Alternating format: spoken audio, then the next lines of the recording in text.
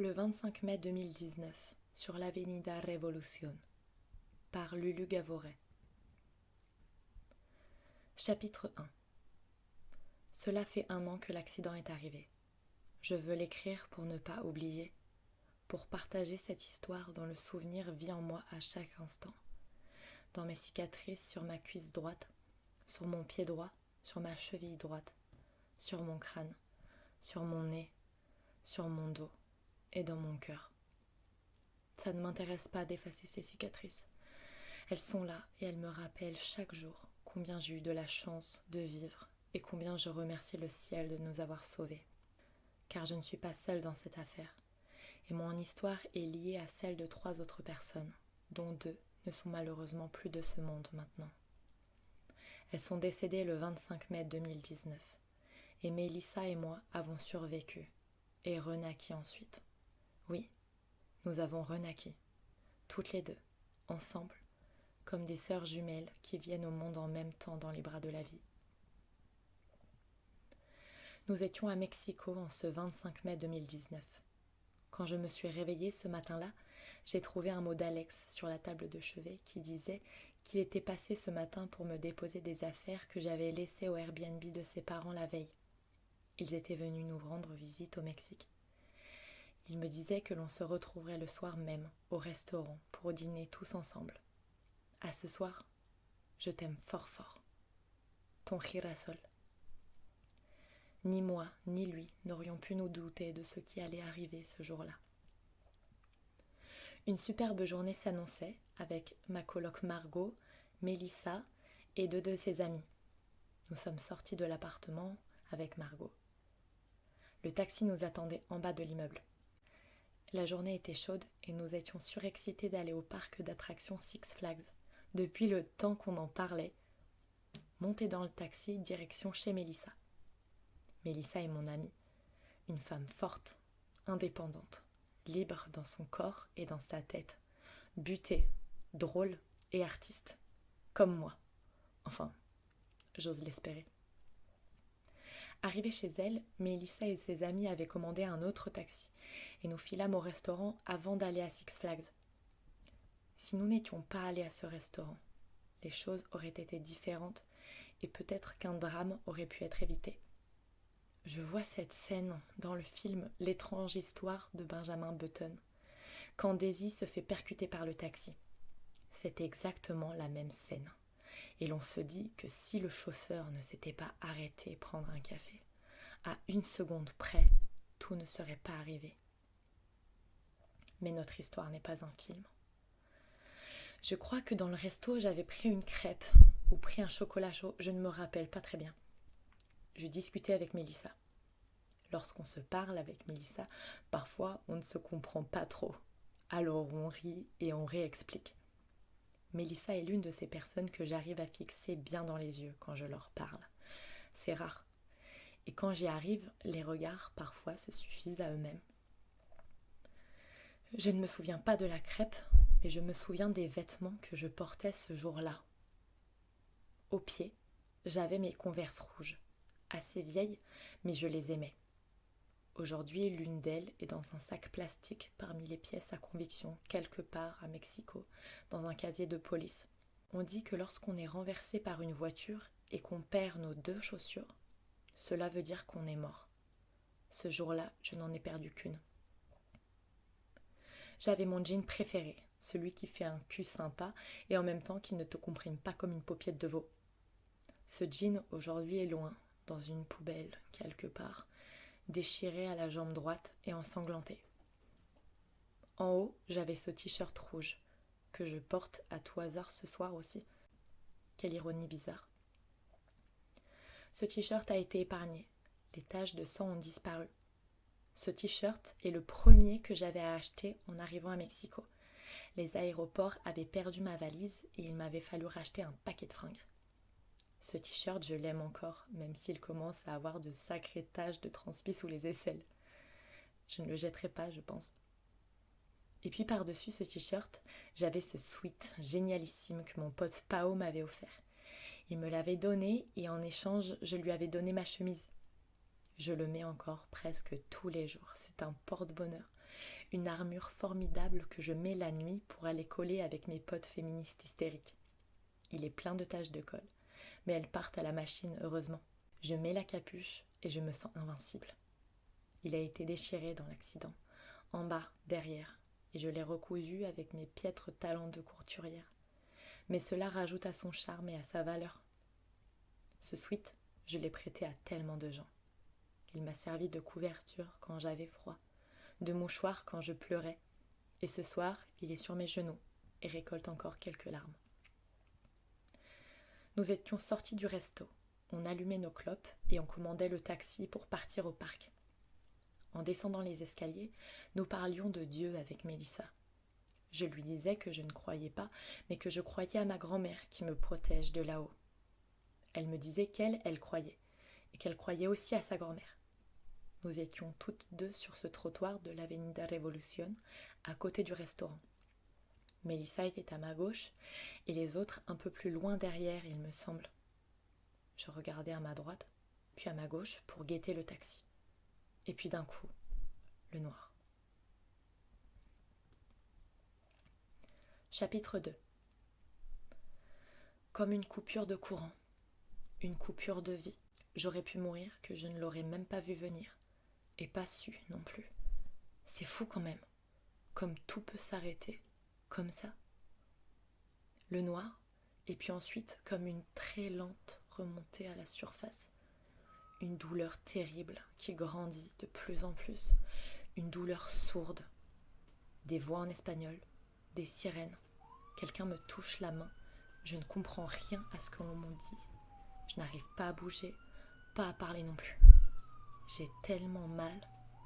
La douleur n'est pas ciblée, ou alors elle est partout à la fois. J'ai froid. Je ne comprends pas ce qu'il se passe. Qu'est-ce qu'il s'est passé?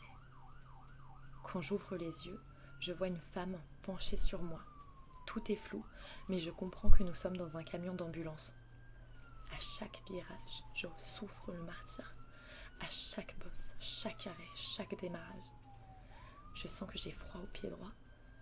Il me manque une chaussure. Je la regarde. Elle me tient la main. Je ne la connais pas. Je ne l'ai jamais vue, j'en suis sûre. Je serre sa main aussi fort que j'ai mal et peur. Je me mets à pleurer. J'ai peur. Je ne comprends rien. Je ne me souviens plus de son visage maintenant, mais je me souviens que j'étais heureuse qu'elle ait été là avec moi, à me tenir la main. Cette femme me passe un mouchoir sur le visage. Quand elle finit, je vois de la terre dessus et du sang. Mais où est-ce que j'ai atterri pour avoir autant de terre sur le visage? Je ne comprends pas. J'essaye de me rappeler ce qu'il s'est passé. Je commence à penser que nous avons dû avoir un accident au parc d'attractions, mais je n'ai aucun souvenir du parc. Tout s'embrouille. Ces mots m'apaisent et je tente de me concentrer sur l'espagnol pour comprendre. Il fallait que je l'écoute, c'était important, je le savais. Elle me dit que nous avons eu un accident de voiture. Mais comment cela se peut-il? Je ne me souviens pas être montée dans une voiture. Puis je comprends que nous allons à l'hôpital et je comprends que quelqu'un est mort dans l'accident. Mon Dieu, Mélissa, Margot, j'ai envie de pleurer, mais je tombe dans les pommes. Quelque temps après, j'émerge de nouveau. J'entends des bruits, mais je n'ai pas la force d'ouvrir les yeux. Puis j'entends une voix que je connais très bien, celle d'Alex. C'est un soulagement immense. Je sais qu'à ce moment-là, je ne crains plus rien, qu'il est là et qu'il va assurer. J'ouvre les yeux, je le vois parler avec les ambulanciers et les infirmiers. Je crois que je n'ai jamais été aussi contente de le voir. Il n'est pas effondré en voyant mon état. Il a la tête froide. Il gère la merde de la situation. Terrifiée, je lui demande qui est mort dans l'accident. J'ai peur de la réponse parce qu'il n'y a pas de bonne réponse à cela. Il me dit que Mélissa et Margot vont bien, qu'elles sont dans un autre hôpital. Les filles vont bien. On est vivantes.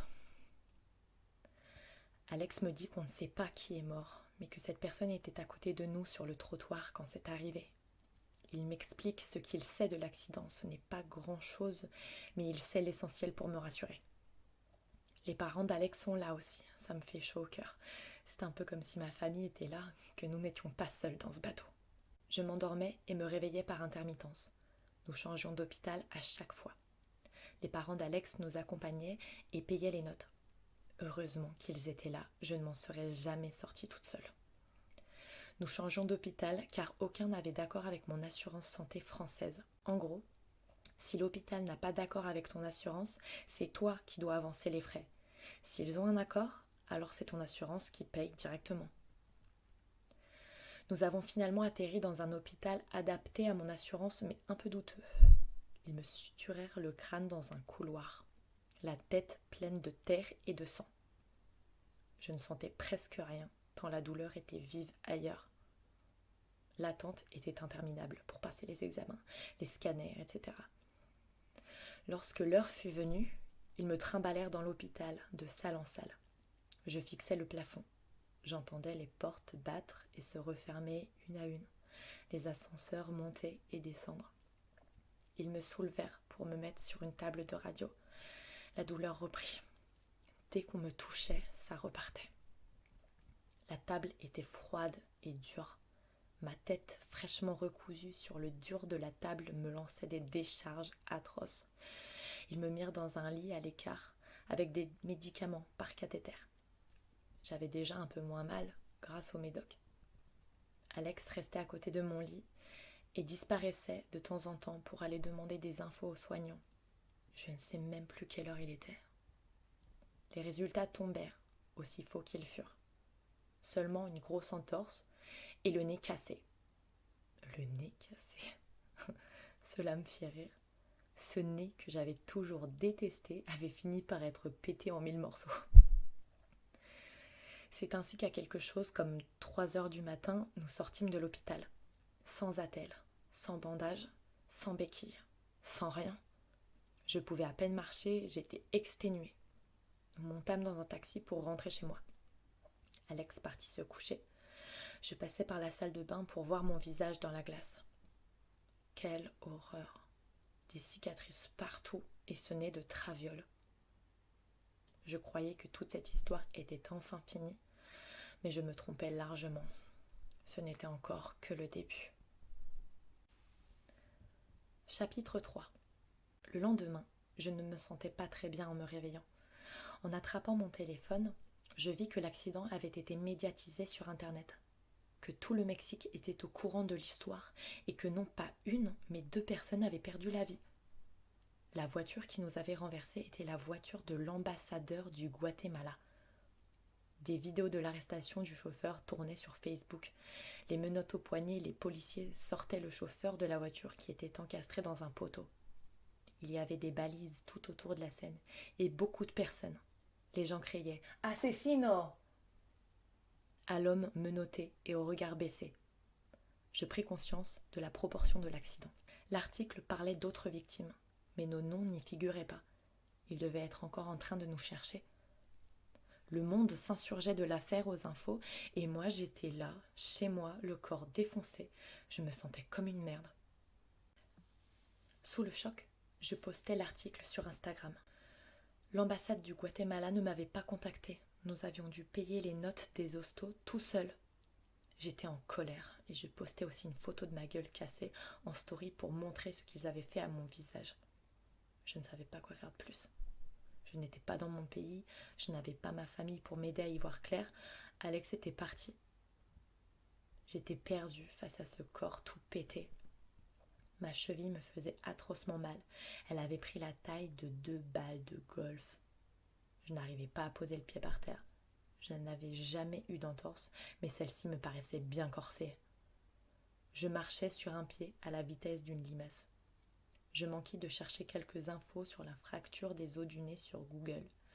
Il était écrit que si on voulait se faire opérer pour replacer les os, il fallait le faire rapidement, car très vite, les os du nez commençaient à se recoller d'eux-mêmes. Je n'avais pas envie de garder ce nez de traviole pour toujours. Il fallait que je demande de l'aide pour savoir ce que je pouvais faire pour ce nez. Alex avait écrit sur mon dossier médical des noms de médecins parlant français à Mexico. J'appelais le premier de la liste, qui exerçait à l'hôpital espagnol. Je lui expliquai la situation et il me dit de venir immédiatement. Arrivée à l'hôpital, je rencontrai ce médecin dans un des cabinets. Je commençai à raconter l'histoire et je me mis à pleurer. Il me fit asseoir sur la table. Sans me toucher, il regarda ma cheville, mon nez, mes contusions. Puis il me dit qu'il fallait m'hospitaliser d'urgence. Il cria pour que quelqu'un amène une chaise roulante. Je me mis à pleurer encore plus fort. Je ne savais pas si cet hôpital avait un accord avec mon assurance. Je n'avais pas d'argent sur mon compte. Je ne voulais pas encore demander de l'argent aux parents d'Alex. Je ne voulais pas inquiéter mon père et le taxer.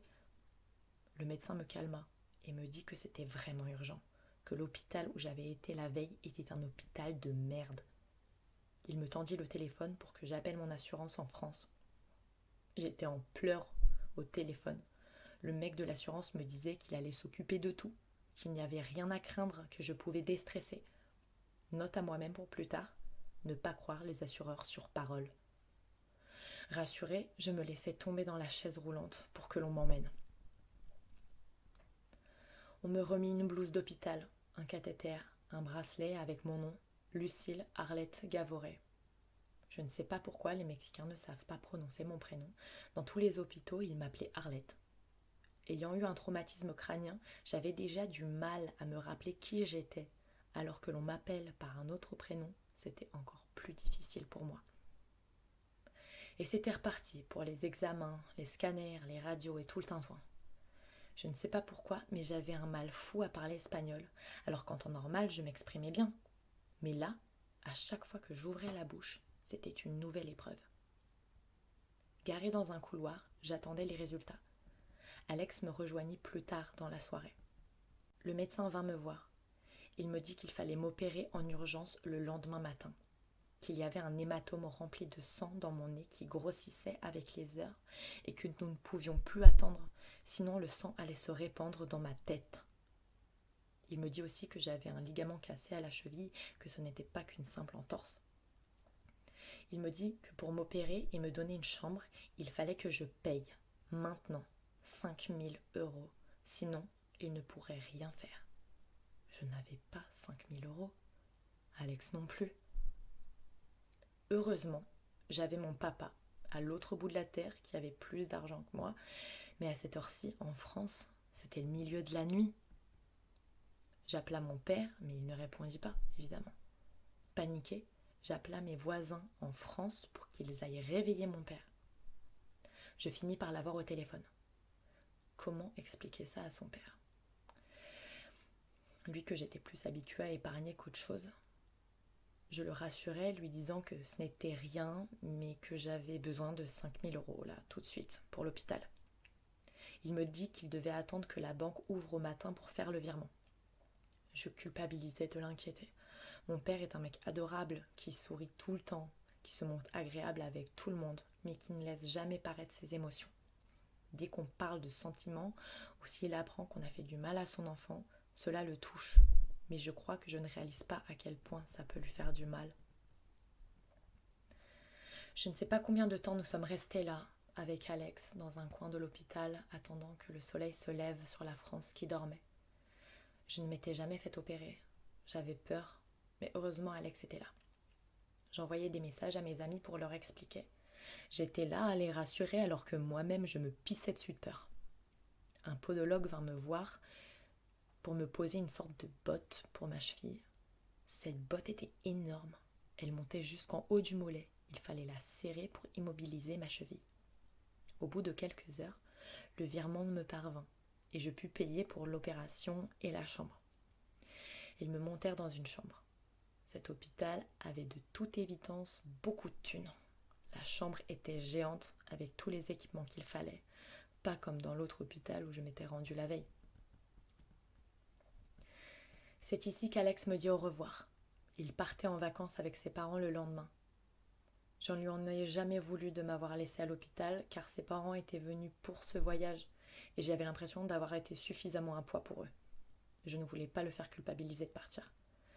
À vrai dire, je me sentais assez misérable et je ne voulais déranger personne. Plus tard, mes amis me dirent qu'ils étaient devenus fous de savoir qu'Alex m'avait laissée seule à l'hôpital, qu'eux ne seraient jamais partis en me laissant derrière. Beaucoup en veulent encore à Alex de m'avoir laissée. En y réfléchissant, c'est sûr que ce n'était peut-être pas la chose à faire en sachant ce à quoi j'ai dû faire face ensuite seule à l'hôpital. Mais je ne veux pas le juger, je n'étais pas à sa place. Je ne sais pas ce que j'aurais fait, même si j'aime à penser que je n'aurais pas fait la même chose que lui. Je ne lui en ai jamais reparlé. Je ne savais pas comment il aurait pu le prendre. C'est ainsi qu'Alex était parti. À ce moment-là, j'étais sûre de pouvoir gérer toute seule. Mais je me trompais.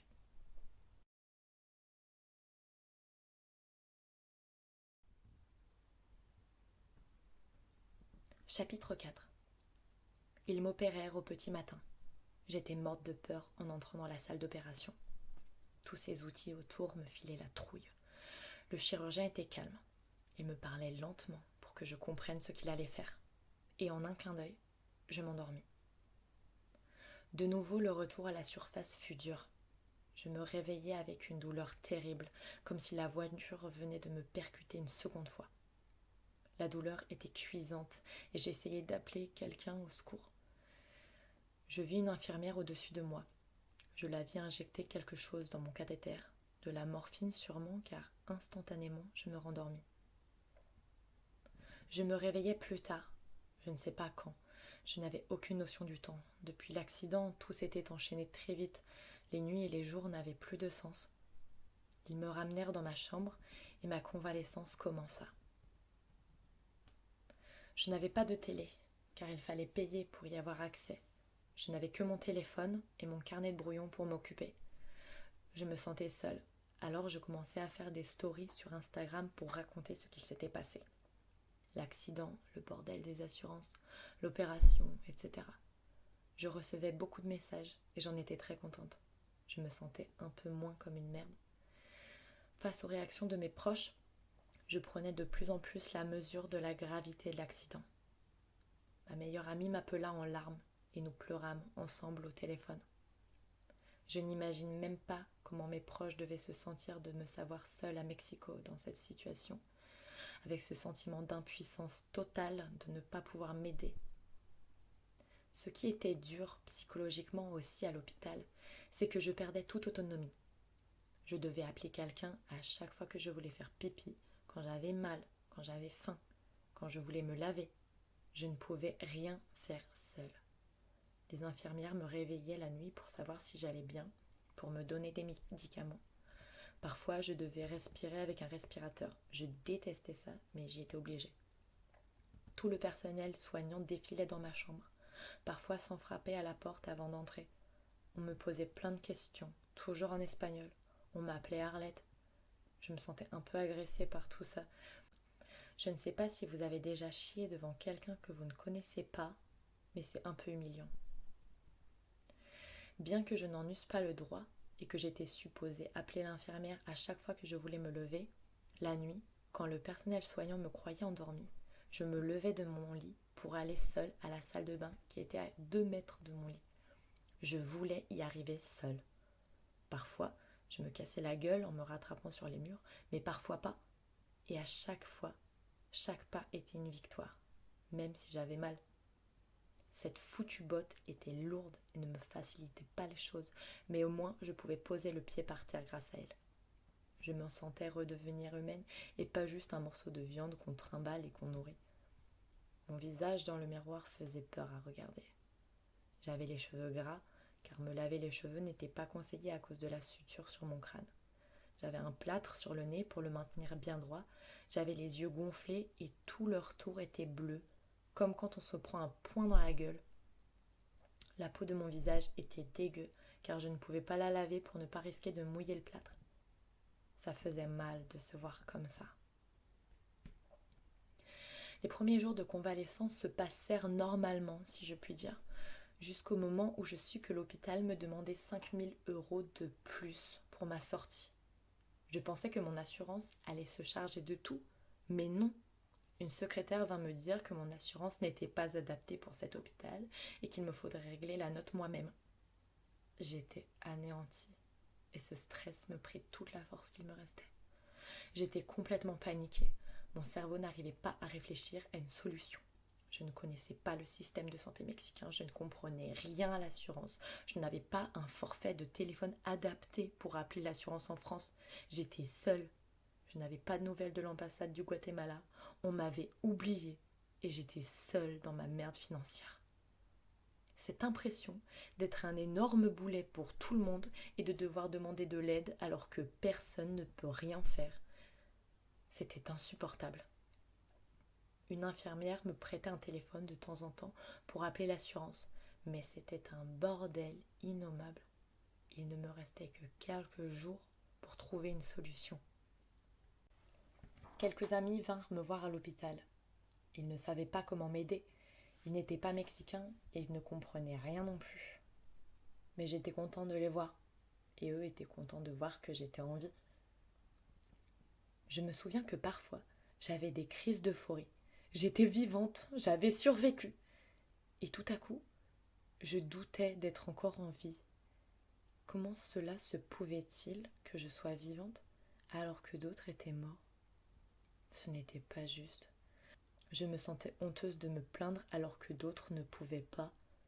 Je ne savais pas bien comment me sentir. Alex me manquait. J'avais besoin de lui à mes côtés pour me soutenir, pour me rassurer, pour m'aider à trouver une solution. Mais je ne voulais pas être égoïste. Et puis de toute façon, là où il était, il n'avait pas de réseau. Je ne savais plus ce qui était légitime de ressentir ou pas. Ma mémoire me jouait des tours. J'avais perdu ma mémoire immédiate. Je ne me souvenais pas de ce que je venais de faire ou de penser. C'était insupportable. J'étais en colère contre ce corps qui me trahissait. Je n'arrivais pas bien à comprendre, pas bien à parler. Parler me fatiguait, que ce soit en espagnol ou en français. Mais j'avais besoin de la communication pour me sentir en vie. Puis les derniers jours à l'hôpital furent très violents. Certaines rencontres inattendues vinrent encore bousculer ma santé mentale déjà fragilisée.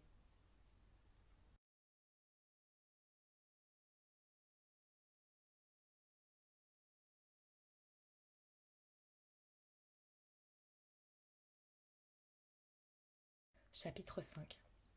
Un matin, l'on vint frapper à ma porte, et un homme très bien habillé entra.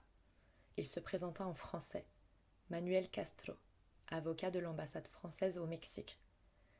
C'était dur de vous retrouver, Madame Gavoret, me dit-il. Il me dit qu'ils allaient s'occuper de l'affaire. Il me dit de ne surtout pas accepter d'appels ou de visites venant de l'ambassade du Guatemala.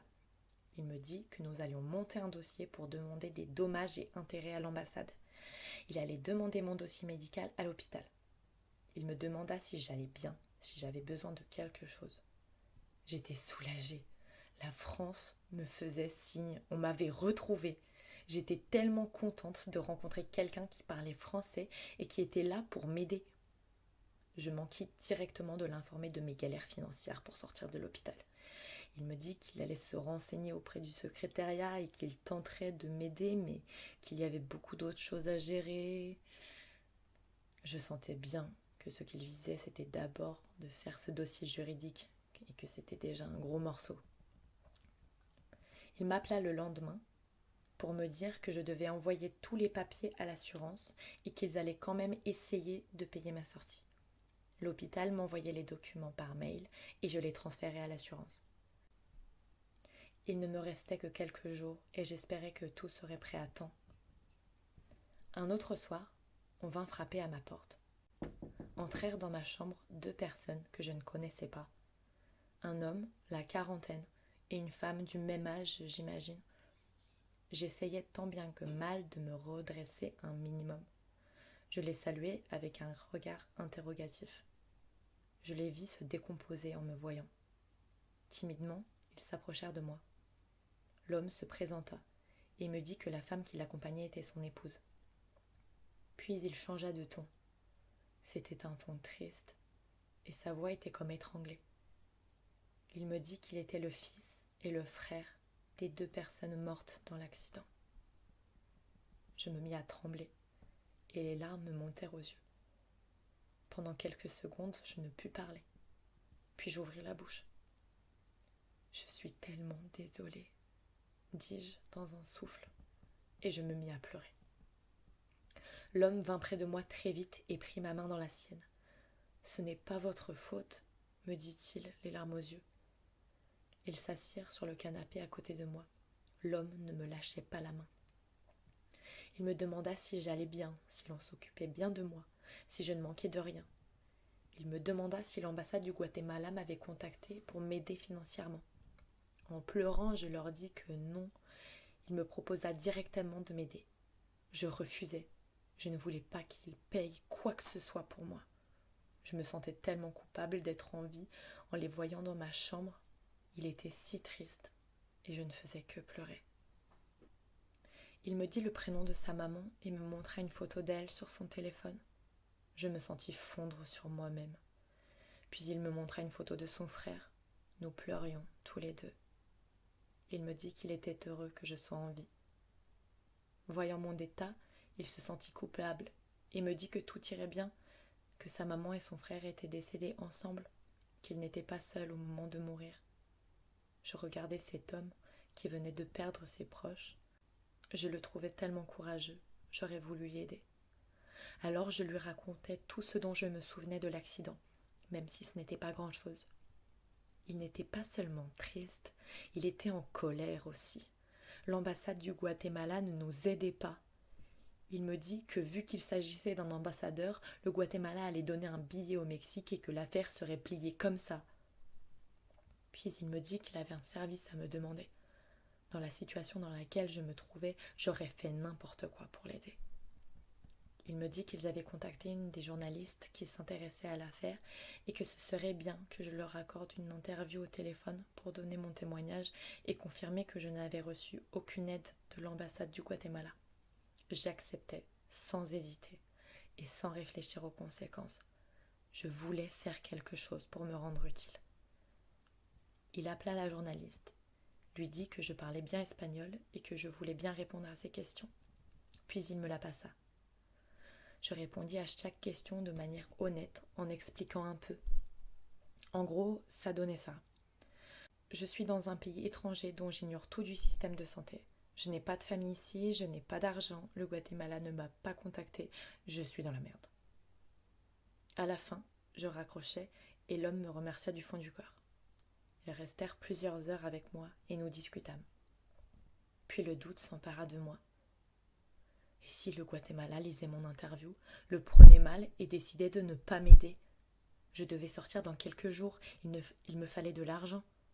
C'était peut-être une mauvaise idée d'avoir donné cette interview. Prise de panique, je ne savais plus quoi faire. Je téléphonais à Alex pour lui raconter et avoir son point de vue. Alex me dit qu'il pensait que j'avais fait une erreur en donnant cette interview et que s'il n'était pas trop tard, il fallait que je fasse machine arrière. Je pris conscience de ma potentielle connerie. Je ne voulais pas mettre au courant mes avocats parce que j'avais peur de me faire engueuler et je n'avais aucune envie de me taper une leçon de morale maintenant. J'allais rattraper ma connerie seule. Affolée, je dis tout à l'homme et à sa femme. Je me remis à pleurer en parlant. Je galérais à parler espagnol avec l'émotion. J'avais tellement peur qu'il soit trop tard. Je lui demandais si l'on pouvait rappeler la journaliste pour lui demander de ne pas publier mon témoignage. Je me sentais coupable, j'avais l'impression d'avoir aidé ce couple et d'un coup, je leur enlevais le pain de la bouche. Mais là, il s'agissait de ma vie et il ne fallait pas que je chie encore plus sur ma situation. L'homme me comprit très bien et il prit son téléphone pour rappeler la journaliste. Cette dernière me rassura. Elle n'allait pas le publier si je n'en avais pas envie. Elle comprenait ma situation.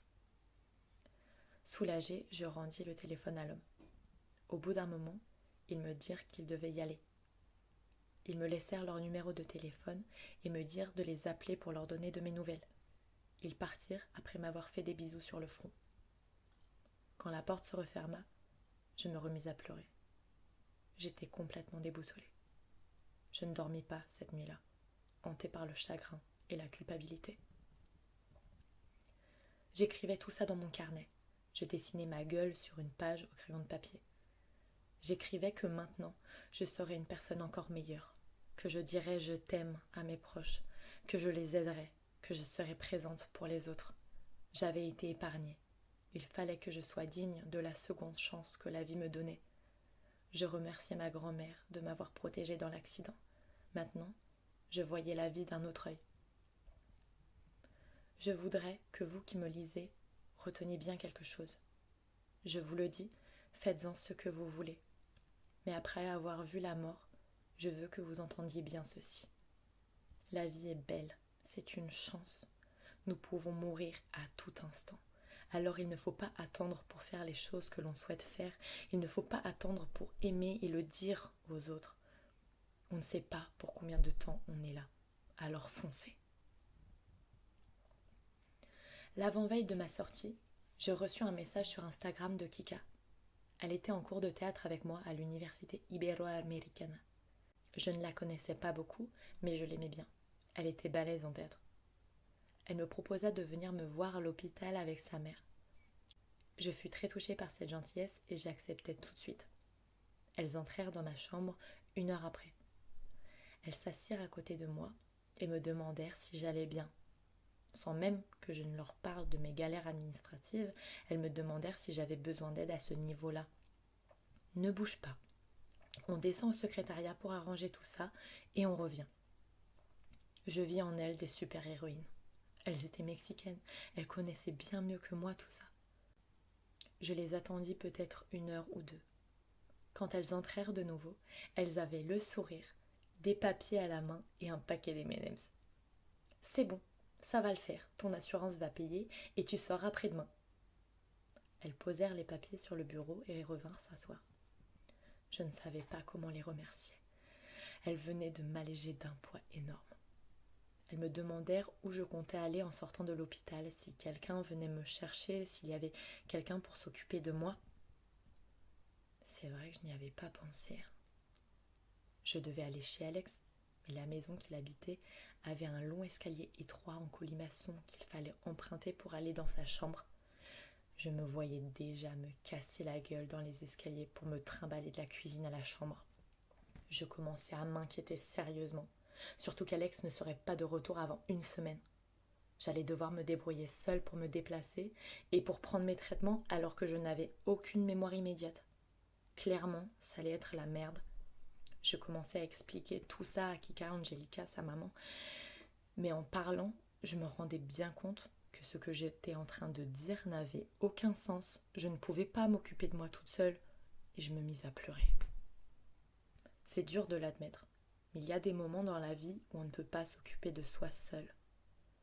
Elle m'écoutait parler et puis d'un coup Angelica me prit la main et me dit « Ne t'inquiète pas, tu vas venir à la maison et on va s'occuper de toi aussi longtemps qu'il le faudra. » Je restais estomaquée par cette proposition. Je ne pouvais pas accepter ça. C'était trop gentil pour moi. Je ne les connaissais même pas et elles voulaient s'occuper de moi et me prendre à leur charge.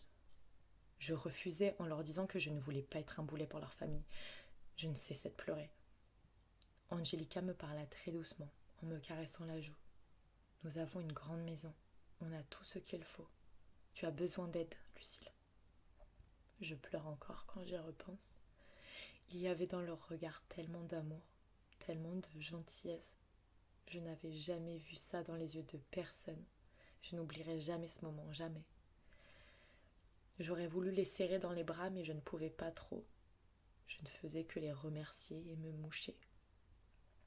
Elles m'aidèrent à manger mon repas, puis elles durent partir. « On vient te chercher demain après-midi, ma chérie. Repose-toi bien. » J'aurais voulu que cette femme soit ma mère. Puis elles partirent. J'étais tellement heureuse, tellement soulagée. Tout s'arrangeait. Chapitre 6. Mon état s'améliorait. Je dormais mieux, je mangeais mieux. Je me déplaçais debout dans ma chambre toute seule et je m'asseyais sur le canapé. J'avais hâte de sortir et de reprendre une vie à peu près normale. Un détail m'était sorti de la tête cependant. J'étais supposée quitter mon appartement car mon année au Mexique s'achevait. Il fallait absolument que j'aille vider les lieux et rendre les clés. Ça ne m'inquiétait pas trop car je ne possédais pas grand-chose, tout tiendrait dans ma valise, ce serait vite fait. Je prévins Kika par texto, lui demandant si nous pouvions passer à mon appartement avant de rentrer à leur maison. Elle me répondit qu'elle m'aiderait et qu'elle viendrait me chercher le lendemain matin. Le jour du départ fut venu. Kika et Angelica allaient arriver d'un instant à l'autre quand une infirmière vint dans ma chambre pour me dire que l'hôpital n'avait toujours pas reçu le paiement de l'assurance et qu'il fallait que je passe au secrétariat. Elle me dit aussi que je devrais revenir dans quelque temps pour que le docteur enlève le plâtre de mon nez, voie l'évolution et enlève les fils de suture sur mon crâne. Kika et sa mère arrivèrent. J'étais si contente de les voir. Elles m'aidèrent à m'habiller et à rassembler mes affaires. Pour la première fois depuis que j'étais dans cet hôpital, je sortis de ma chambre et pas dans un fauteuil roulant. Nous descendîmes au secrétariat. Je donnai les documents au bureau. La secrétaire nous dit de patienter en attendant qu'elle appelle l'assurance. Quelques minutes plus tard, la secrétaire nous rappela. L'assurance avait tout payé. En tout, cela faisait à peu près 10 000 €. Le problème était que l'assurance avait payé de nouveau les 5 000 € que j'avais déjà payés en arrivant. La secrétaire me dit que l'hôpital allait me faire un chèque pour me rembourser et qu'il fallait que je repasse le récupérer dans quelques jours. C'était pénible, mais qu'à cela ne tienne, je m'en fichais, je voulais juste sortir. Quelle émotion en franchissant la porte de l'hôpital. Sentir le vent sur ma peau m'avait manqué. J'avais l'impression de redevenir humaine. Nous montâmes dans la voiture, direction mon appartement. Arrivé chez moi, je commençais machinalement à rassembler mes affaires. Je voulais faire vite pour ne pas embêter Kika et sa maman. Moi qui pensais ne pas avoir beaucoup d'affaires, il s'avérait que j'en avais quand même pas mal. Je ne savais plus où donner de la tête. Kika et sa mère décrochaient les photos des murs et les mettaient dans ma valise. J'étais là à m'activer quand tout à coup, une nostalgie immense m'envahit. J'avais vécu tant de choses dans cet appartement, tant de soirées, de rires avec mes amis et mes colocs. Tout me revint en mémoire. Alex et moi avions passé tellement de temps dans cette chambre, à peindre, à dessiner, à écrire, à nous lire des livres à voix haute, à fumer par la fenêtre, à regarder des films, à dormir entassés, à faire l'amour, à nous disputer, à rentrer à pas d'heure, à rire, à écouter de la musique. Sur ce lit, nous prenions nos petits déjeuners. Dans ce coin, nous avions installé une ofrenda pour Dia de los Muertos. Sur ces étagères, nous avions nos vêtements mélangés. Sur ce rebord de fenêtre s'alignaient nos mégots. Et maintenant, les murs étaient vidés de mes peintures, de mes mots, de mes photos. Ces murs ne résonneraient plus de nos musiques. Je fus complètement déboussolée. Kika et sa mère virent que quelque chose clochait. Elles me dirent qu'elles allaient me laisser seule pour dire au revoir et pour ranger mes affaires. Elles reviendraient me chercher plus tard quand je serais prête. Quelle délicatesse de leur part, quelle compréhension, je les aimais déjà. J'eus bientôt fini, valise à la main au milieu de l'appartement. Je pleurais contemplant ces lieux floutés par mes larmes. J'avais l'impression d'y laisser une partie de mon âme. L'appartement était vide. Les autres colocs n'étaient pas là ou alors ils étaient déjà rentrés dans leurs pays respectifs. Un dernier regard sur la cuisine, le salon, la salle de bain. Quelle horreur! Je revoyais toutes les images défiler. Je posais les clés sur la table et je tournais les talons rapidement pour couper court au chagrin. Je fermai la porte derrière un an de souvenirs. J'avais appelé Kika et elle monta afin de prendre ma valise. Nous passâmes la déposer à l'appartement d'Alex dont j'avais la clé. Je ne gardais avec moi qu'un petit sac dans lequel il n'y avait presque rien. Des culottes propres, mon ordinateur, un t-shirt et ma brosse à dents. Nous remontâmes en voiture, direction leur maison. J'étais triste, avec une blessure au cœur, mais je savais que je me dirigeais vers une nouvelle aventure, avec Kika et sa famille.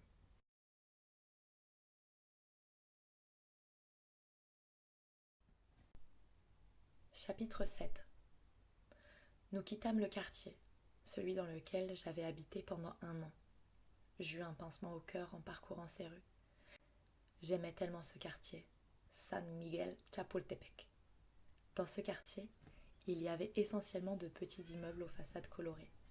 Au Mexique, dans certains endroits, tu peux peindre ta façade dans la couleur que tu veux et personne n'ira te faire chier pour ça.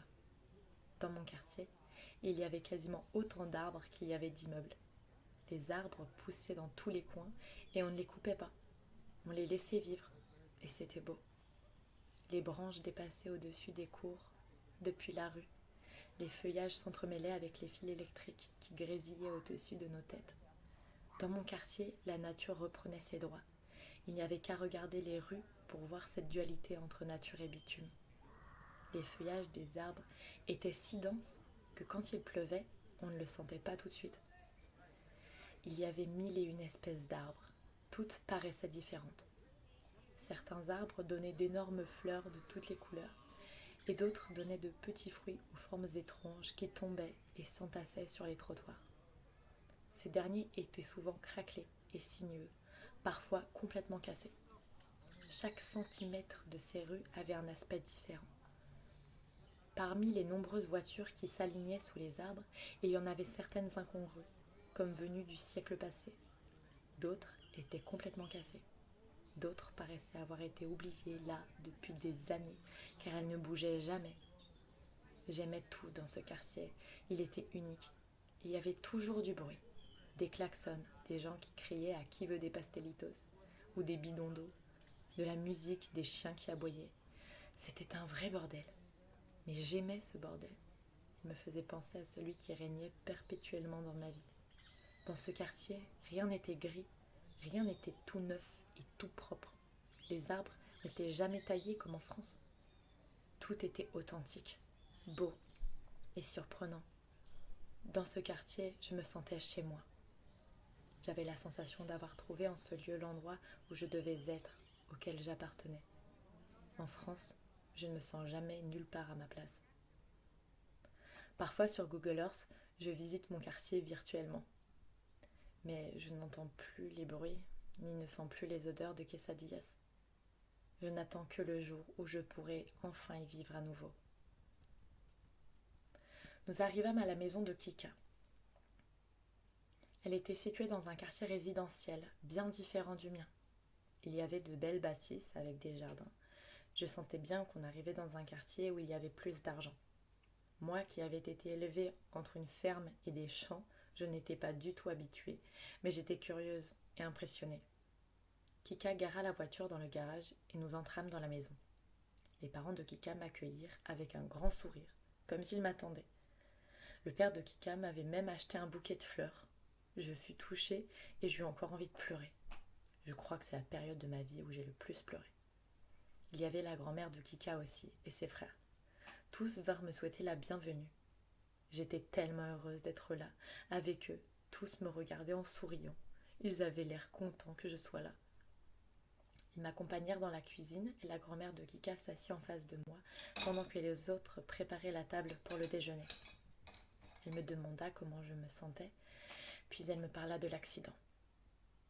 Elle me prit la main et d'un ton très sérieux me dit quelque chose auquel je ne m'attendais pas et qui aujourd'hui encore résonne en moi. Dieu t'a sauvée, Lucille. Ce n'est pas un hasard si tu es encore en vie. Cela veut dire que tu as une mission dans ce monde. Tu feras le bien autour de toi et Dieu le sait, c'est pour ça qu'il t'a sauvée. Elle me dit cela les yeux dans les yeux, avec tellement d'assurance que je ne pus que la croire. Je n'avais jamais vraiment cru en Dieu, mais les yeux de la grand-mère de Kika étaient si profonds, si honnêtes. Elle croyait vraiment à ce qu'elle était en train de me dire. J'avais tellement de mal à expliquer le fait d'être encore en vie, tellement de doutes, que ces quelques phrases me parurent tout à fait possibles. Au Mexique, j'ai l'impression que le rôle de la grand-mère est central. C'est une personne que l'on écoute. Les anciens sont des sages que l'on doit respecter et aimer. Je n'ai connu que très peu ma grand-mère. Elle mourut lorsque j'avais 7 ans. Il me reste quelques souvenirs d'elle, de beaux souvenirs. Je l'aimais et elle m'aimait. Je la sens souvent à mes côtés dans ma vie, je lui parle et je sens son amour dans mon cœur. À travers la grand-mère de Kika, j'entendais ma grand-mère. Elle aussi était très croyante et je suis sûre qu'elle m'aurait dit la même chose si elle avait été là. Nous mangeâmes de bon appétit. Angelica me demanda de lui montrer les ordonnances que m'avaient données les médecins de l'hôpital. Elle mit ses lunettes et examina les listes avec beaucoup de sérieux, comme l'aurait fait une maman. Il y avait beaucoup de médicaments et je devais aussi faire des bains d'eau chaude et d'eau froide pour ma cheville. Angelica me dit qu'elle allait s'occuper de commander les médicaments et nous les faire livrer. Oui, au Mexique, on peut se faire livrer n'importe quoi, à n'importe quelle heure. Plus rien ne m'étonnait. Je la remerciais de faire autant pour moi. Et elle me dit que tout cela était normal, avec un grand sourire. Tous retournèrent travailler après manger. Angelica me dit que je pouvais aller me détendre, que j'en avais besoin. Kika travaillait sur un projet d'entreprise de création de savons artisanaux et me dit qu'il y en avait un dans la douche que je pourrais tester. Angelica avait son atelier de couture dans la maison, dans lequel elle créait des robes et des blouses très classe. Le père de Kika travaillait en dehors et je ne me souviens plus très bien de ce que faisaient ses frères. Je pris mon paquet de cigarettes dans mon sac et me dirigeai dehors, dans le jardin.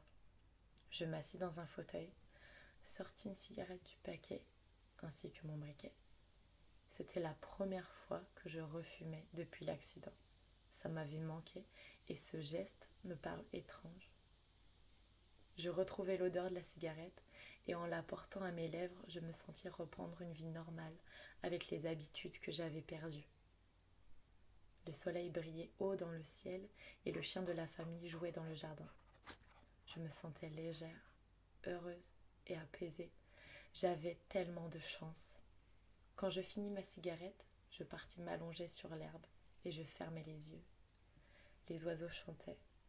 Je me sentais comme dans ma campagne natale. Tout avait repris sa place. Angelica vint me voir et me demanda si je voulais voir ma chambre et prendre une douche.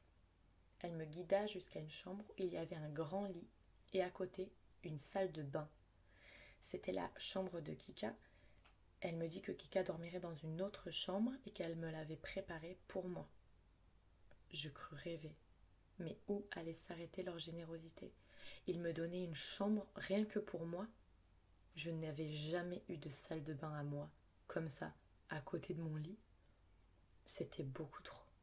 Trop gentil pour moi. Personne ne m'avait jamais autant donné d'attention. Je la remerciai encore et elle me laissa m'installer.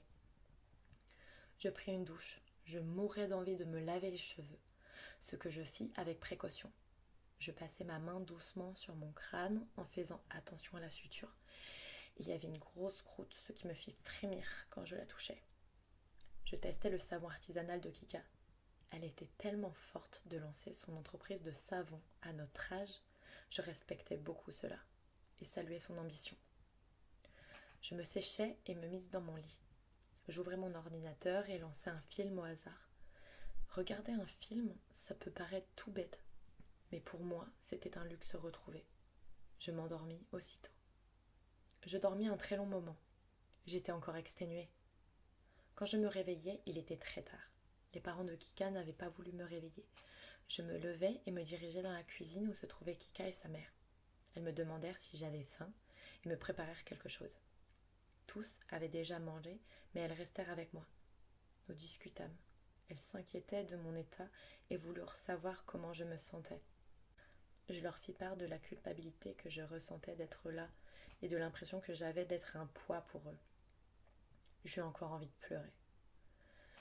Toutes deux me regardaient avec plein d'amour et Angelica me prit la main et me dit « Tu n'es pas un poids, Lucille. Tout ça n'est pas arrivé par hasard. Il fallait que l'on se rencontre. Il fallait que tu nous rencontres pour que l'on t'aide à traverser cette période de ta vie. Et il fallait que l'on te rencontre pour ce que tu vas nous apprendre de ta vie, de ce que tu as vécu. À cause de cet accident et grâce à notre rencontre, nous allons tous apprendre des choses. Tu n'es pas un poids. Nous sommes très contents que tu sois là. » Je n'avais jamais vu les choses comme ça. Depuis le début, j'avais eu l'impression d'être un boulet pour tout le monde et Angelica venait en quelques secondes de m'alléger de toute cette culpabilité. Je n'avais jamais pensé que dans ma situation, je pouvais servir à quelque chose, mais ce qu'elle me dit me fit prendre conscience que si je pouvais faire quelque chose, en leur partageant ma vie, en leur donnant un morceau de mon cœur. Elle me proposa d'aller à l'église avec elle, Kika et sa grand-mère le lendemain. Il s'agissait de l'église dans laquelle elle s'était mariée. C'était très important pour elle, solennel. J'étais honorée qu'elle m'invite à venir avec elle partager ce moment. Elle me dit qu'elles avaient commandé les médicaments et qu'ils allaient bientôt arriver. Je retournai dans ma chambre. Un peu plus tard, le père de Kika vint toquer à ma porte. Il me donna les médicaments qui venaient d'arriver. Il y en avait pour très cher et je commençais à chercher des billets dans mon porte-monnaie pour le rembourser. Malheureusement, j'étais loin d'avoir le compte, mais il s'empressa de me dire qu'il ne voulait pas que je le rembourse. Je protestais, mais il ne me laissa pas le choix. Il me dit bonne nuit avec un grand sourire et referma la porte en me rappelant de prendre mes médicaments. Cette famille était incroyable. Je commençais vraiment à croire au destin. Tout était trop beau pour être vrai. Chapitre 8. Lorsque j'étais à l'hôpital, Mélissa, qui ne se trouvait pas dans le même que le mien, était très mal en point, et nous ne communiquions pas beaucoup. Il faut savoir que Mélissa avait été encore plus grièvement blessée que moi. Elle avait eu une triple fracture du pelvis. Elle devait se faire opérer plusieurs fois. Elle aussi était en galère, mais heureusement, Mélissa est mexicaine. Alors sa mère était là pour s'occuper d'elle et de ses papiers. Depuis ma sortie de l'hôpital, je ne pensais qu'à aller la voir. Mais elle était très fatiguée. Elle souffrait beaucoup et elle avait besoin de nombreux soins. Alors j'attendais le meilleur moment pour lui demander de passer la voir. Je ressentais le besoin d'être avec elle et de la serrer dans mes bras. Je me devais d'attendre un peu après son opération. J'étais bien placée pour savoir que de se réveiller d'une intervention était très douloureux et perturbant. J'avais sans arrêt l'œil qui traînait vers mon téléphone, au cas où elle m'enverrait un message. Je me réveillais de bonne heure ce matin-là. Nous devions aller à l'église et je ne voulais surtout pas traîner au lit en cette matinée très spéciale. J'enfilais les seuls vêtements que j'avais amenés. Une jupe longue jusqu'aux pieds. C'était le seul bas que je pouvais enfiler sans me faire mal. Et un t-shirt blanc à manches courtes. Je ne vais pas souvent à l'église, mais il ne me paraissait pas très convenable de mettre un crop top à bretelles. Je rejoignis la famille pour le petit déjeuner. La grand-mère de Kika était arrivée et toutes nous fûmes bientôt prêtes à partir. Nous montâmes dans un taxi. Dans la voiture, la mère et la grand-mère de Kika étaient très émues de se rendre dans cette église. C'était un véritable événement pour elles. Je me sentis privilégiée de faire partie du voyage. La grand-mère de Kika nous disait que tout coïncidait. Mon accident, mon arrivée dans la famille et ce voyage à l'église.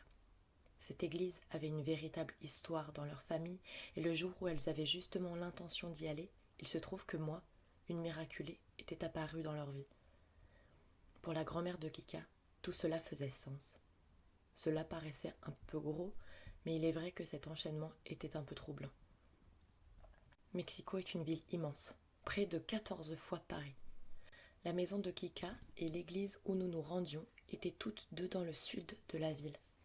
Je n'avais jamais exploré cette partie, je vivais plutôt dans le nord et mon université était dans l'ouest. Mais en découvrant cette partie sud de la ville, je regrettais instantanément de ne pas y être venue plus tôt. Nous descendîmes de voiture, je posai le pied sur d'énormes pavés. La vision que j'eus fut merveilleuse. Les rues pavées étaient bordées de murs colorés sur lesquels couraient des plantes grimpantes. Ces murs étaient ornés de pierres et de mosaïques. De grands arbres tropicaux à grosses fleurs montaient vers le ciel. Il y avait un marché sur une petite place. On entendait le bruit du monde qui flânait près des stands colorés. Les enfants couraient et de la musique parvenait à mes oreilles. L'église était là, magnifique. Il ne faut pas vous imaginer une église comme celle que l'on peut avoir en France. Cette église avait des murs rouges dans mon souvenir. Elle n'avait pas une hauteur extravagante, c'était une vieille église, authentique. Son entrée était dans un patio rempli d'arbres, de fleurs et de bancs en pierre. Le soleil perçait dans le patio, entre les feuillages des arbres, et la petite église rouge se tenait là, nous invitant à entrer, avec ses portes grandes ouvertes. Nous entrâmes solennellement dans l'église silencieuse. Il n'y avait presque personne à l'intérieur. Nous admirions l'architecture, et je regardais le visage d'Angelica où se lisait l'émotion. C'est vrai que l'on sentait que cette église était chargée d'histoire. Je ne sais pas si ce fut l'émotion d'Angelica qui me parvenait ou si c'était le souvenir de ce que m'avait dit la grand-mère, mais je me sentis étrange, comme si maintenant je croyais. Ces femmes m'inspiraient, et comme elles, je fis le signe de croix. Elles allèrent s'asseoir pour prier. Au fond de l'église, Il y avait un prêtre, ou peut-être un curé, je ne sais pas très bien comment on dit. Je me tenais là, à regarder les vitraux illuminés par la lumière du soleil, quand il leva la tête vers moi. Il posa les livres qu'il était en train de ranger et vint jusqu'à moi. Il regarda ma botte et mon visage avec compassion et me demanda doucement: « Que t'est-il arrivé, ma fille ?» « Une voiture m'a renversée, dis-je timidement. Il me regarda dans les yeux et hocha doucement la tête. Il me dessina le signe de croix avec son pouce sur le front et me dit: « Dieu est avec toi maintenant. Il t'a sauvé. Il te protège. » La grand-mère, Angelica et Kika nous regardaient avec des yeux ronds, comme si ce qu'il était en train de se passer était incroyable. « Si vous ne croyez pas, vous allez me prendre pour une folle. Et si vous croyez, vous me comprendrez si je vous dis que j'ai senti une paix en moi. Je me sentis acceptée, apaisée. Je ne sus quoi répondre. « Merci, chuchotai-je. » Il me sourit et retourna lentement vers le fond de l'église. Abasourdi, je m'assis. Je n'avais pas prié depuis des années et je n'étais même pas sûre de savoir comment on fait. « Merci de m'avoir sauvée, qui que tu sois. Merci de nous avoir sauvés. » Je restai encore un instant assise, les yeux fermés, la tête dans les mains. Quelques larmes coulèrent sur mes joues. « Donne-moi la force de me relever. Donne à Mélissa la force de se battre, s'il te plaît. Amen. » Je fis le signe de croix, comme j'avais vu tant de gens le faire avant moi. Nous nous levâmes et sortirent solennellement de l'église. Arrivée dehors, Angelica posa la main sur mon épaule et me dit: « Tu as vu ? Il est venu directement vers toi. Il savait. Il t'a senti entrer. C'est incroyable. » La grand-mère approuvait d'un hochement de tête. Nous sortîmes du patio. Sur le trottoir, une femme vendait des dulces. Angelica en acheta 2 et me les donna en souriant. Ces dulces avaient la forme d'éventails, un rose et un bleu.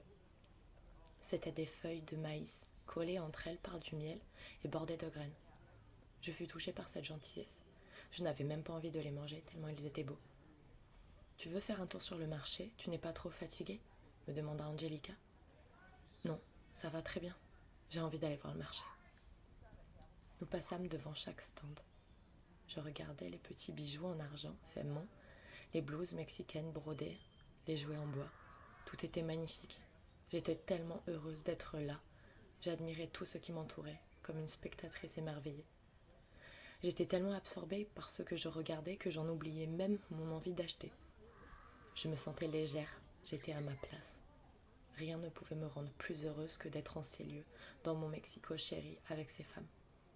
Kika acheta une blouse, il me semble, et après au moins 3 tours du marché, nous commandâmes un taxi pour rentrer. Après quelques mètres parcourus en voiture, Kika me lança: « Regarde Lulu, cette maison, c'est l'une des maisons de Frida Kahlo. » Mais bien sûr, Frida vivait ici. C'était un endroit magnifique, il n'y avait rien d'étonnant à ce qu'elle eût choisi cet endroit pour y habiter. J'imaginais Frida parcourant ces rues, c'était magique. J'avais finalement atterri dans un des quartiers que Frida aimait. Je l'appelle par son prénom. Je ne veux pas avoir l'air prétentieuse, mais je me suis toujours sentie proche d'elle, d'une certaine manière. J'ai commencé à peindre quand j'avais 7 ou 8 ans.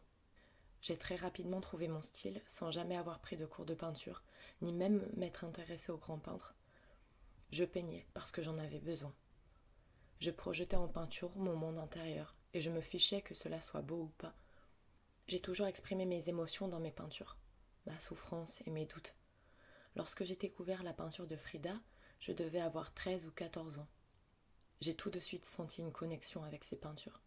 Elle me parlait comme jamais aucune autre peinture avant elle.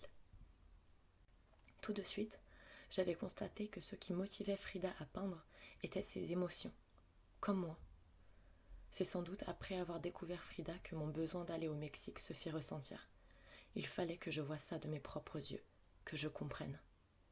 Nous rentrâmes à la maison, toutes chargées d'émotions, je crois. Chapitre 9. Arrivée à la maison, je cherchais dans mes affaires ma petite trousse où je range toutes les choses auxquelles je tiens. Mes bagues, mes colliers, mes bracelets, mes médicaments, mon doudou, etc. Je cherchais un bracelet précisément.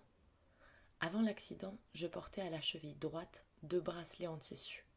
L'un provenait de la ville de León, que mon ami Max m'avait ramené. L'autre provenait de Puerto Vallarta. C'était Alex qui me l'avait choisi lors du voyage qu'il nous avait organisé pour mon anniversaire. À la cheville gauche, je portais un bracelet en tissu bleu qui venait de Guadalajara, sur lequel il y avait une médaille de la Virgen de Guadalupe et une amulette contre le mauvais œil. Dans l'accident, c'était surtout le côté droit de mon corps qui avait été touché. Quand ma cheville avait doublé de volume, il avait fallu que je coupe mes 2 bracelets à la cheville droite. Mais il me restait le bracelet de la cheville gauche. J'avais dû l'enlever pour l'opération, mais je l'avais rangé quelque part dans cette trousse. Je le sortis et me le mis à la cheville droite, celle qui avait hérité des blessures. La Virgen de Guadalupe et l'amulette allaient peut-être la protéger. Ce bracelet est toujours là aujourd'hui, et ma cheville s'est parfaitement remise de l'accident, grâce à la rééducation, et peut-être un peu aussi grâce au bracelet. Quand j'y pense, c'est quand même fou que la cheville qui portait ce bracelet lors de l'accident n'ait rien, contrairement à l'autre. Je sais, j'ai l'air superstitieuse, mais franchement, après avoir vécu tout ça, je remets tout en question, absolument tout. Quand je retournais dans la cuisine, Angelica avait préparé un baquet d'eau froide et un baquet d'eau chaude pour ma cheville. Je devais laisser ma cheville 30 secondes dans l'un et 30 secondes dans l'autre. Angelica m'aida à le faire, chronomètre en main. Elle me dit que nous allions le faire tous les jours, comme indiqué sur l'ordonnance. Il fut bientôt l'heure de manger. À table, je proposai à la famille de leur faire un plat français pour les remercier et pour leur faire goûter une spécialité française. Je ne cuisine pas très bien, mais la ratatouille, je maîtrise comme une chef. C'est la mère de mon ex qui m'avait appris, et disons que je l'ai perfectionnée. La famille fut très enthousiaste à cette idée. Angelica me dit que la nanny s'occuperait de faire les courses, qu'il fallait uniquement que je lui écrive la liste des ingrédients. Oui, dans certaines familles mexicaines, il y a des nannies. Ce sont des femmes qui s'occupent de faire le ménage, les lessives, la cuisine, les courses, etc. Dans certaines familles, la nanny s'occupe aussi des enfants. Une nanny peut travailler toute sa vie chez une même famille. Avant d'arriver au Mexique, je n'avais jamais vu cela, ou alors dans les films. Mais au Mexique, c'est quelque chose de très courant que d'employer une femme pour s'occuper de la maison. Au cours de mon année au Mexique, j'avais côtoyé une nanny chez une amie. Mon amie lui disait « Fais-nous des quesadillas, s'il te plaît ». Et la femme nous les faisait. J'étais très gênée. Je ne voulais pas qu'elle s'embête pour nous faire à manger, je préférais le faire moi-même, mais la nanny m'avait dit que ça ne la dérangeait pas. C'est culturel, et je n'étais pas habituée. Même chez moi, une fois par semaine, il y avait une femme de ménage qui passait. Son travail était inclus dans le loyer, mais cela ne m'empêchait pas de me sentir mal. Alors la plupart du temps, j'essayais de ranger au maximum l'appartement pour lui faciliter la tâche. Gloria était adorable, elle avait toujours le sourire. De temps en temps, nous lui laissions des mots de remerciement quand nous n'étions pas là, et quand nous étions présents, nous ne manquions pas de la remercier pour son travail. J'écrivis la liste des ingrédients sur une feuille. 2 berenjenas, 2 cebollas, 2 calabacines, 2 pimientos, 4 tomates, tomillo, romero y laurel. Je ne devais pas me louper. J'avais un peu la pression. Angelica me demanda avec quoi se mangeait la ratatouille. Je lui répondis que l'on pouvait en manger avec de la viande ou du riz. Elle opta pour la viande et me dit qu'elle s'en occuperait. Mélissa m'envoya un SMS ce jour-là, me disant que je pouvais aller la voir, car elle se sentait un peu mieux. Je dis à Kika que le lendemain j'irai voir Mélissa à l'hôpital. Elle me répondit que c'était une très bonne idée. Je demandai à Kika si nous pouvions aller acheter des cigarettes et du chocolat. Je ne sais pas pourquoi, mais depuis l'accident, j'avais toujours envie de chocolat, encore plus que d'habitude. Kika nous conduisit en voiture à une supérette où il y avait ce que je cherchais. Je pris mes cigarettes et 4 tablettes de chocolat Milka. Je n'allais pas tout manger, je voulais en offrir à la famille. En rentrant, je trouvai les légumes pour la ratatouille sur la table de la cuisine. Je me mis tout de suite à l'ouvrage et commençai à les éplucher. La famille, curieuse de savoir comment je faisais, vint me voir pendant que je préparais la ratatouille. Ça sent super bon. Le père de Kika me lança. Regarde Lulu, on a acheté des fromages. Tu vas nous dire ce que tu en penses, me dit-il en sortant des paquets du frigo. Il apporta ensuite une bouteille de vin rouge et la posa sur la table de la cuisine. Ma famille possède une ferme où l'on produit du fromage. Alors le frometon, ça me connaît. Mon père est un passionné de vin. Très tôt, il nous a initiés, mon frère et moi, et il n'y a pas si longtemps, lui et son pote vigneron complotaient pour me marier à son fils. C'était pour rire, bien sûr. Enfin, j'espère. On va dire que je pense donc être assez calée niveau vin aussi. Tous autour de la table de la cuisine, nous mangions le fromage et buvions le vin. Les sourires illuminaient les visages et nous passions un super moment en discutant et en rigolant. Avec quoi vous mangez le fromage en France ? Avec du pain la plupart du temps, mais aussi avec du raisin et du miel sur le fromage de chèvre. Du miel sur le fromage ? Mais non, s'exclama le père de Kika en rigolant. Puis il sortit un pot de miel du placard et me dit « Tiens, prends une cuillère et montre-moi comment tu fais. » J'éclatai de rire en prenant la cuillère et en survolant de miel le fromage qui était sur ma tranche de pain. Ils m'observèrent en rigolant et firent de même sur leur fromage. « C'est super bon » me lancèrent-ils avec amusement. Quand la ratatouille fut prête, nous passâmes à table. Je servis chacun généreusement et Angelica servit la viande. Discrètement, je guettais les réactions. Ils étaient intrigués car au Mexique, il y a de la viande dans quasiment tous les plats. J'avais déjà préparé une ratatouille à mes anciens colocs et ils avaient beaucoup aimé. Chacun y alla de son petit compliment et cela me fit très plaisir. Nous passâmes une super soirée et partîmes nous coucher l'estomac plein. J'allais de mieux en mieux, mais je me sentais un peu étrange parfois. Je n'arrivais pas à me faire confiance. Mes pensées m'échappaient et mon corps me jouait des tours. Je n'étais pas aussi libre de mes mouvements que je le souhaitais et j'avais du mal à me souvenir des choses que je faisais avec précision. Aujourd'hui, j'écris avec du recul. Les détails me reviennent. Je m'aide des messages que j'envoyais à l'époque et qui sont restés dans mon téléphone. Je vous raconte les choses telles que je m'en souviens, mais je sais que certains souvenirs ont pu être altérés, notamment vis-à-vis de la chronologie. J'essaye de retrouver une suite logique et je parviens un peu à recouvrer la mémoire. Parfois, le soir, dans mon lit, je me sentais en grande détresse, même si j'étais en sécurité. J'envoyais des messages désespérés à Alex. Il avait été mon point de repère pendant 1 an, et lorsque maintenant j'étais au plus mal, il était à l'autre bout du pays. Je souffrais de son absence. C'est ce que l'amour fait quand il est passionnel. Lorsqu'on est célibataire, on apprend à ne compter que sur soi. Mais lorsqu'on tombe éperdument amoureux, on prend l'habitude de se reposer sur l'autre, et quand il n'est pas là, on en souffre. Mais là, pour le coup, je pense que cette souffrance était légitime. Après tout, j'étais avec des gens que je ne connaissais pas bien, et même s'ils étaient là pour moi, il me manquait une personne dont j'étais très proche pour me rassurer et me câliner. Le lendemain, je pris mon petit déjeuner et fis mes bains d'eau chaude et d'eau froide avec Angelica. Je lui dis qu'aujourd'hui j'allais voir Mélissa à l'hôpital, et je me débrouillerais pour y aller. Je voulais y aller seule. J'en avais marre d'avoir peur et de ne pas faire confiance à mon corps et à ses réactions. C'était important pour moi d'y aller seule. Nous avions vécu cet accident ensemble. Je voulais la retrouver, seule à seule, sans personne autour. J'avais le sentiment que seuls nous deux pouvions comprendre ce que nous ressentions. Une fois le petit déjeuner avalé et après avoir fumé ma clope, j'appelai un taxi pour me rendre à l'hôpital où se trouvait Mélissa. Il n'était pas très loin. Angelica m'aida à descendre les escaliers et m'accompagna jusqu'au taxi. Elle devait sans doute s'inquiéter de me voir partir en vadrouille toute seule. Depuis ma sortie de l'hôpital, c'était ma première sortie seule. J'étais contente de retrouver une autonomie, mais je n'étais quand même pas super rassurée, à cause de mon corps que je contrôlais mal. J'arrivai à l'hôpital et peinais à sortir de la voiture avec ma grosse botte. J'entrai dans l'édifice timidement. Il fallait que j'échange ma carte d'identité à l'accueil contre un bracelet de visiteur. La personne de l'accueil me donna le numéro de chambre et avant de monter, je passai à la boutique de l'hôpital pour acheter des M&M's à Mélissa. J'arrivai devant sa chambre et toquai.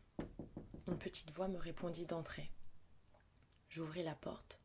Une femme était assise à côté du lit. Elle se leva et vint vers moi pour me prendre dans ses bras. « Je suis la maman de Mélissa. Comment vas-tu, Lulu ?» Je répondis que tout allait bien et elle s'écarta pour me laisser voir Mélissa. Elle était là, dans le lit, couchée. Elle me souriait, mais avait l'air exténuée.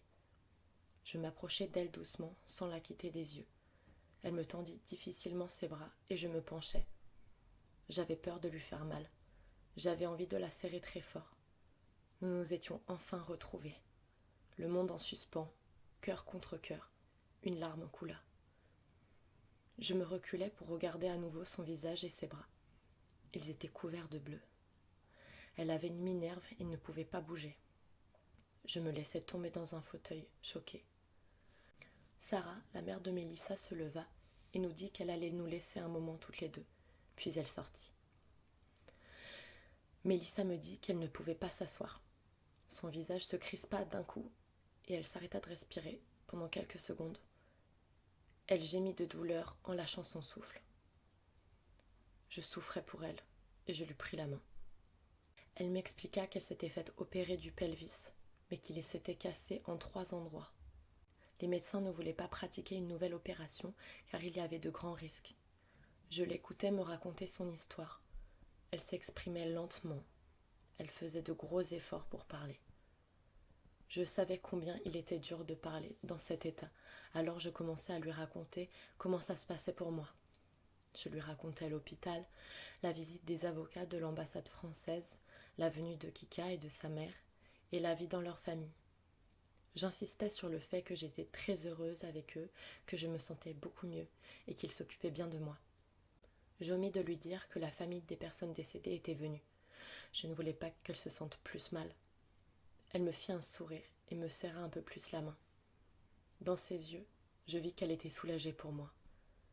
Nous sommes vivantes, Lulu. C'est incroyable. C'est vrai qu'en la voyant, je réalisais encore plus notre chance. Je sortis mon téléphone pour prendre une photo de nous, le poing levé, victorieuse. Avec du recul, quand je regarde cette photo, je nous trouve incroyables.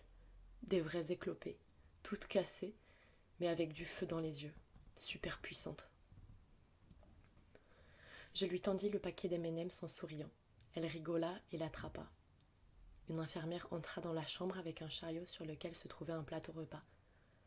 L'infirmière nous salua avec un sourire et vint positionner le plateau à côté du lit. Elle vérifia la perfusion de Mélissa et sortit en nous disant à tout à l'heure. Mélissa chopa le chariot et le mit au-dessus du lit avec un air détaché, comme si elle avait déjà pris l'habitude. Elle ouvrit la cloche pour savoir ce qu'elle contenait. Elle commença à manger péniblement en rigolant. Je lui proposai de l'aider et je me mis à la nourrir comme un bébé. Nous rigolions de cette situation et Mélissa attrapa son téléphone pour filmer la scène. À chaque rire, Mélissa grimaçait de douleur. Alors je contenais tant bien que mal le mien pour ne pas l'encourager. Nous discutâmes un moment, de tout et de rien. Nous avions besoin de parler d'autre chose que de l'accident, je crois, pour nous sentir normales, comme si je venais la voir chez elle, comme avant l'accident. Nous regardions un dessin animé en commentant les images et en mangeant les M&M's. Sarah revint un peu plus tard, et nous poursuivîmes la conversation à 3 encore un bon moment. Sarah me disait qu'elle avait loué un appartement à Mexico, avec un lit d'hôpital, et qu'après sa sortie, elles allaient toutes les deux emménager là-bas. J'étais contente et soulagée pour Mélissa. Elle avait sa maman pour gérer, pour l'aider, pour l'aimer. Je pouvais me retirer l'esprit tranquille. Je me levai pour partir et leur dis qu'après le retour d'Alex, nous reviendrons les voir dans leur nouvel appartement. Je fis un long bisou sur le front de Mélissa et un câlin à Sarah avant de sortir de la chambre.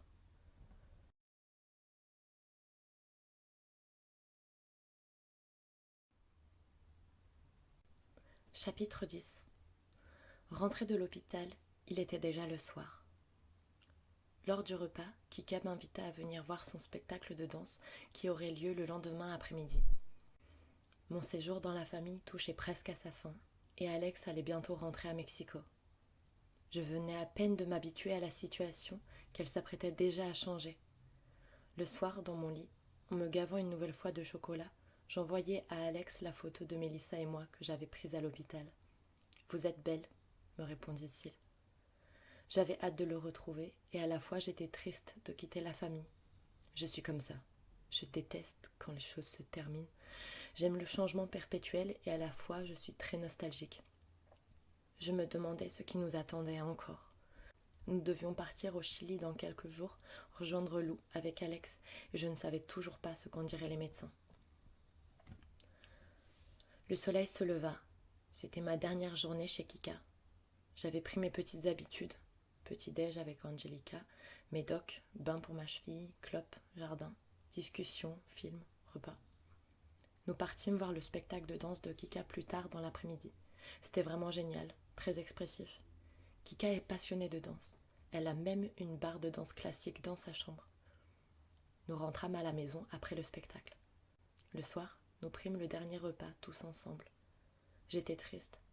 Je leur disais que si un jour ils voulaient venir en France, ils seraient les bienvenus chez moi. Je leur disais que mon père ne parlait pas espagnol, mais qu'il était super jovial et généreux. Il serait très content de les accueillir. Angelica me sourit et me dit que oui, peut-être qu'un jour, nous nous retrouverions en France. Le lendemain, le père et les frères de Kika ne seraient pas là. Alors ils me dirent au revoir le soir même. Je les remerciai avec de grands câlins et nous partîmes nous coucher. Voilà, c'était le dernier jour, celui du départ. Alex était dans l'avion et moi je bouclais mon sac à dos. Je fis le lit, un dernier tour de la chambre pour ne rien oublier. Je descendis manger mon petit-déj. Tu nous donneras des nouvelles ? Tu nous enverras une photo de ton nouveau-né quand ils t'auront enlevé le plâtre. Tu feras un bisou à Alex de notre part. Tu n'as rien oublié ? Je me dirigeais vers l'entrée, suivi de Kika et Angelica. J'avais appelé le taxi. Alors voilà, c'est ici qu'on se quitte. Je voulais vous remercier encore. Nous ne nous sommes pas connus très longtemps, mais vous êtes déjà dans mon cœur. On était très contents que tu sois là, c'était super. Vous êtes des gens merveilleux, je vous aime. Je ne vous oublierai jamais, ni ce que vous avez fait pour moi. J'aurais voulu vous donner autant. J'étais en larmes, j'avais du mal à parler espagnol à cause de l'émotion. Angelica et Kika pleuraient aussi. Nous nous serrions dans les bras. Tu es une fille super, Lulu. Tu as porté la joie dans la maison, merci. J'ouvris la porte et m'éloignai de quelques pas en direction des escaliers sans les quitter des yeux. Merci encore, merci, merci. Je vous aime. Prends soin de toi. Donne-nous des nouvelles. Je descendis les escaliers en pleurant. J'ouvris le portail. Le taxi était là. Je me retournai une dernière fois. Elles étaient sur le pas de la porte. Elles me souriaient et essuyaient leurs larmes. Elles me dirent au revoir d'un signe de main. Cette famille m'avait sauvée. Ces deux femmes avaient débarqué comme des super-héroïnes dans ma vie et avaient tout arrangé. Elles avaient pansé mes plaies et m'avaient soutenue, aidée et aimée. Jamais je ne les oublierai. Je montai dans le taxi et il démarra. Je ne quittais pas la maison des yeux jusqu'à ce que je ne puisse plus la voir. Je sortis un mouchoir pour sécher ce torrent de larmes. J'avais entré mon ancienne adresse pour la destination du taxi, alors il m'y déposa.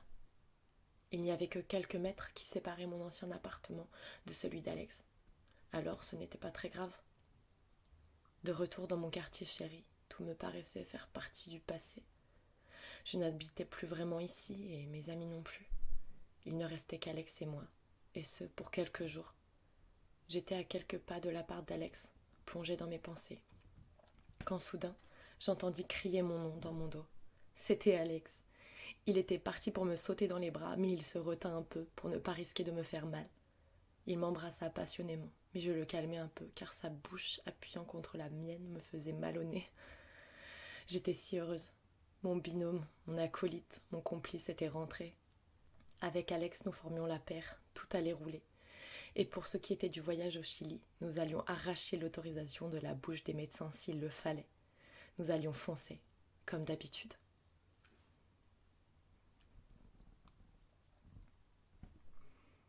Épilogue. Alors voilà, je prends une grande inspiration avant d'écrire ces derniers mots. Il est temps de tourner la page, je crois. L'histoire ne se termine pas là, bien sûr. Il y a encore énormément de galères, mais je vais m'arrêter ici. Je veux remercier Mélissa d'avoir été là, à chaque instant, lui dire combien je l'aime. Je veux remercier la famille Flores et en particulier Kika et Angelica, d'être venus à ma rescousse et de s'être si bien occupés de moi. Alex et sa famille, sans qui je ne m'en serais jamais sortie toute seule. Mon père et mon frère, qui ne me laisseront jamais tomber. Mes proches et mes amis, qui m'ont soutenue de l'autre côté de l'océan. Tous ceux qui m'ont envoyé des messages d'amour, mes avocats qui ont pris en charge tout le dossier, ma bonne étoile qui m'a sauvé la vie et celle de Mélissa, ma grand-mère qui veille sur moi de là-haut. Et enfin, merci à vous d'avoir lu mon histoire jusqu'au bout.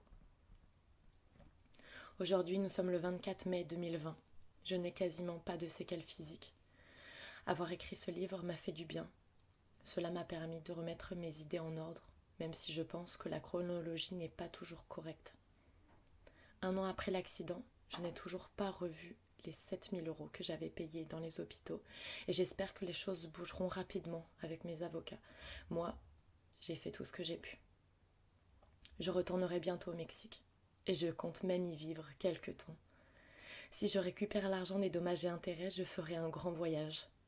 Argentine, Pérou, Colombie, Guatemala, Brésil. La peur est passée.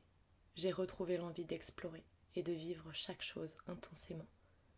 Ne jamais abandonner, ne jamais perdre espoir et se battre pour soi et pour ce que l'on aime.